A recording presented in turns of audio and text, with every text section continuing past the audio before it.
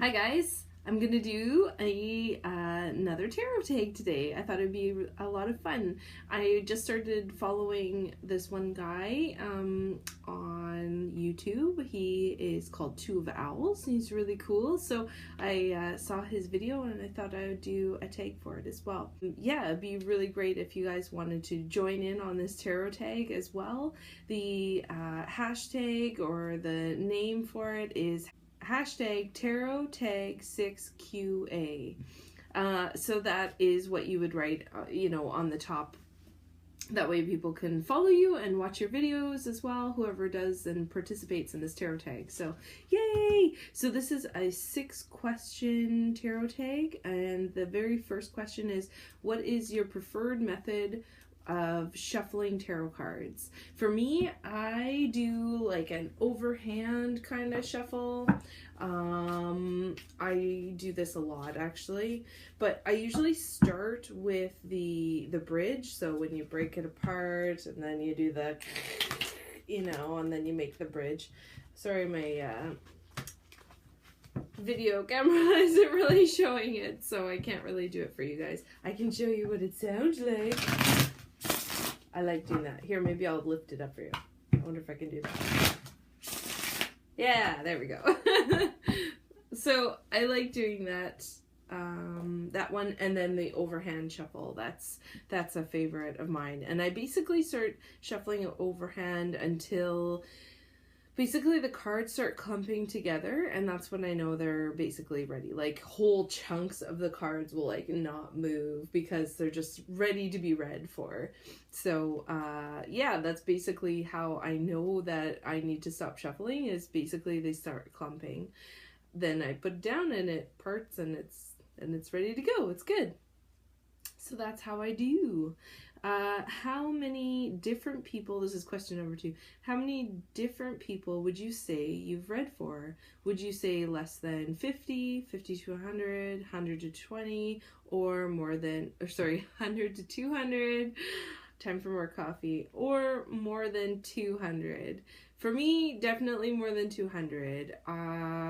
Yeah, I don't even know how many. I kind of stopped counting at around 100. I really did. I stopped counting. I stopped keeping track because I've been doing it for a few years now, probably since since 2012. So I've been doing this for 5 years, and I've had steady a few clients a week. Now it's more than that, a little bit more than that. And sometimes it's like jam-packed weeks, and other times it's kind of slower weeks, and then it picks up in different ways, because I don't just read tarot for a job.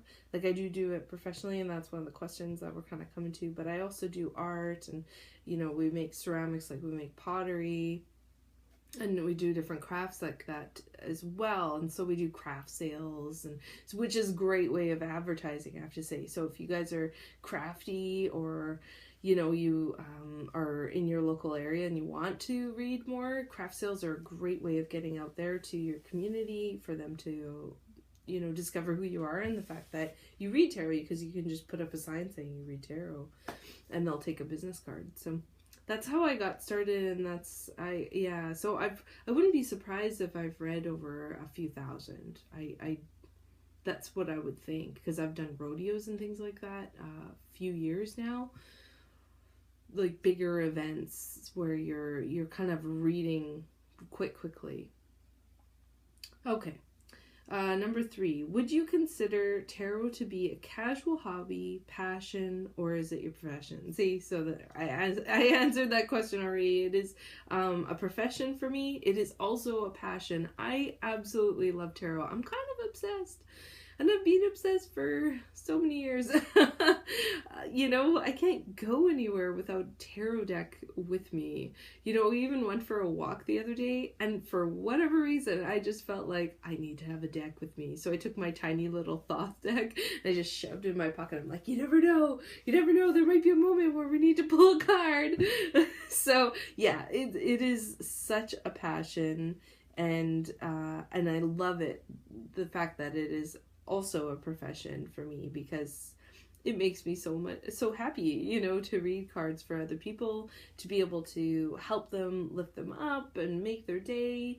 You know, I find so much of the cards they're that inner exploration and really help to clarify things in my life, other people's lives. Like, I love reading for myself as well. So, you know, it's just all around really amazing and good, and yeah, happy times.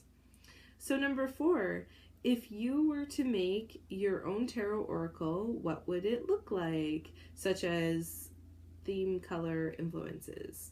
I am making my own tarot deck. It's a very slow process, unfortunately. I like it to be much faster, but the way for me that I'm working my tarot deck is as I'm feeling a certain energy from the cards, that's when I'm kind of working on it.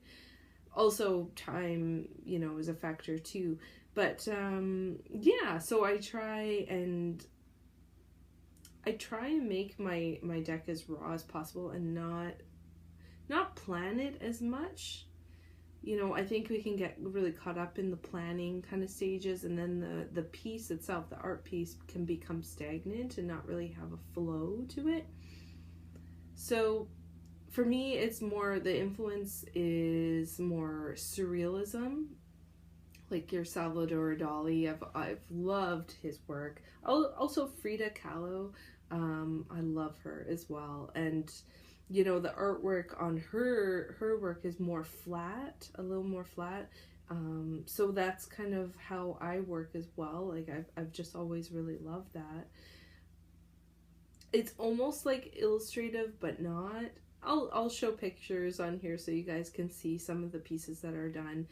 The color palette is really bright colors, but also subdued colors. So there's a nice, for me, the tonal quality of each card was really important, to have that feeling behind the color palette, like not just sticking all to just the same colors. To see the difference from card to card in terms of that feeling, the tonal feeling, is really important as a reader. I found working with decks, like when you see a whole bunch of gray blue all over, you know, obviously like things are a little bit darker or shadowy, or that person's working through stuff.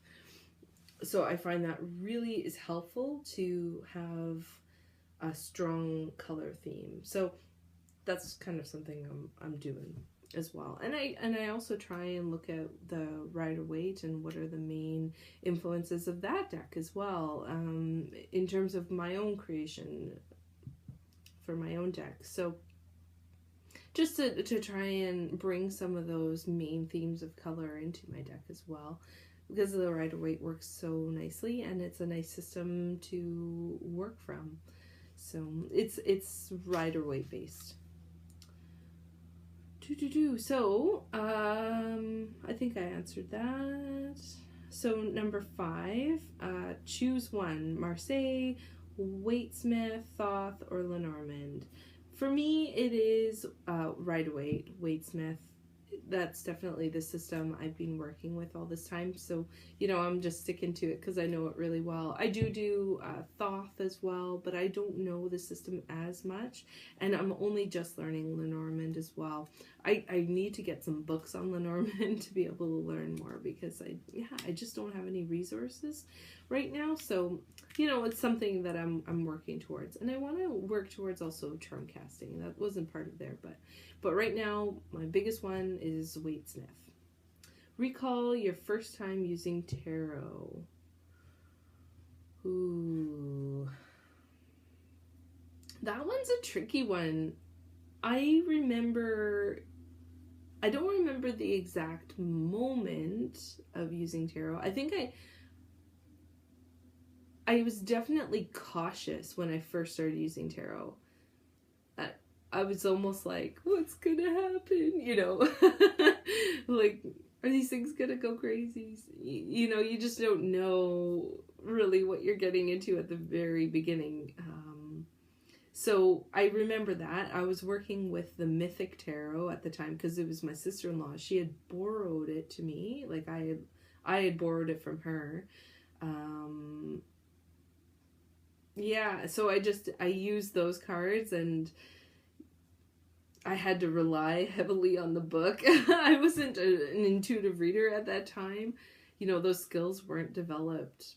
So I would just kind of flip one card and find out what that meant. I remember too, when I first started reading, I became overwhelmed with the spreads, because I would try and read from a spread like right off the hop. Like I wouldn't just do the one card draw. I did find that worked better doing a one card when I was first beginning in this area, but I wasn't just sticking to that. I was so wanting to run before I could walk that I would put down, you know, the cards for the spread and really try hard, and I'd be like so confused by the spread and how the cards are working and what their messages were. I was like, I don't see anything in this at all. So it was really confusing at first, but eventually I started getting a little bit better. And I think because I knew that the larger spreads, like I was trying to do a Celtic Cross right away, and it was just too much, too many cards. So eventually I was like, oh, this isn't working. So I scaled it back to, you know, probably a 3 or 4 card spread, or just the single draw. I was doing that too, and just learning more about what each card meant. Yeah, so I that's how I kind of started, was just working with my sister-in-law's deck and going from there step by step. But I was certainly cautious of it. I was nervous in that whole area.